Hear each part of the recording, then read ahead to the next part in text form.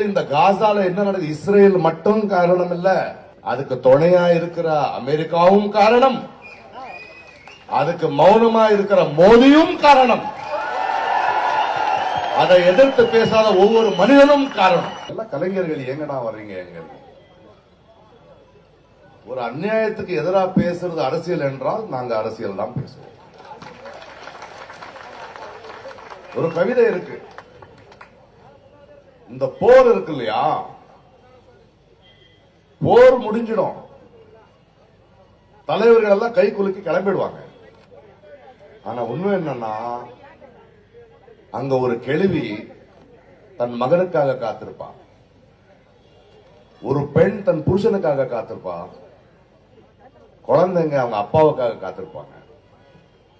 இந்த நாட இந்த மண்ணை வித்தது யாருன்னு எங்களுக்கு தெரியாது, ஆனா அதோட விலை கொடுத்தது யாருன்னு எங்களுக்கு தெரியும்.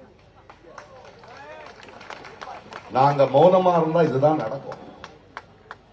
இதே ஏன் பேசுறீங்க கலைஞர்கள் கேட்கிறாங்கல்ல, அவங்களுக்கு ஒரு பதில் இருக்காரு. அங்கேயும் அங்கதான் சொல்றான் ஒருத்தன் கவிஞன்,